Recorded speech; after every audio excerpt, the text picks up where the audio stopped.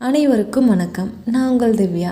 இப்போது இந்த பதிவில் என்ன பார்க்க போகிறோன்னா, இழந்த செல்வத்தை மீட்டு கொண்டு வரவும் ட்ரேடிங்கில் number 1 professional trader ஆகிறதுக்காகவும் Uchchhishta Ganapathi வழிபாடை பற்றி தான் சொல்ல போகிறேன். ஷேர் மார்க்கெட்டாக இருக்கட்டும், கிரிப்டோவாக இருக்கட்டும், இல்லை ஃபாரெக்ஸ் ட்ரேடிங்காக இருக்கட்டும், சூதாட்டமாக இருக்கட்டும், எந்த ட்ரேடிங்காக இருந்தாலும் பரவாயில்ல.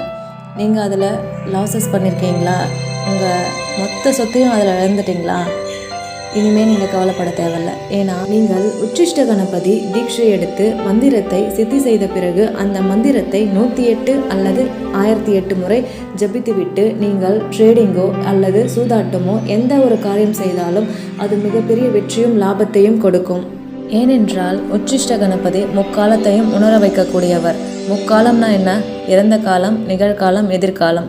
ட்ரேடிங்கை பொறுத்த வரைக்கும் நமக்கு எதிர்காலம் தான் தேவை. எந்த ஷேர் வாங்கினா என்ன லாபம் கிடைக்கும், எந்த காயின்ஸ் வாங்கினா என்ன லாபம் கிடைக்கும்ன்ற அந்த ஞானம் தான் நமக்கு தேவை. அந்த ஞானத்தை அளிக்கக்கூடியவர் தான் உச்சிஷ்ட மகாகணபதி. உச்சிஷ்ட மகாகணபதியை நீங்கள் தீட்சை எடுத்து சித்தி செய்த பிறகு நீங்கள் மிகப்பெரிய ட்ரேடர் ஆகலாம். ஏன் நான் அப்படி சொல்கிறேன்னா, உச்சிஷ்ட கணபதிக்கு அவ்வளோ சக்தி உண்டு. உச்சிஷ்ட கணபதியை வழிபட உங்கள் வறுமை நீங்கி உங்களுக்கு செல்வ செழிப்பு உண்டாகும். நீங்கள் இழந்த செல்வத்தையும் மீட்டு கொண்டு வரலாம்.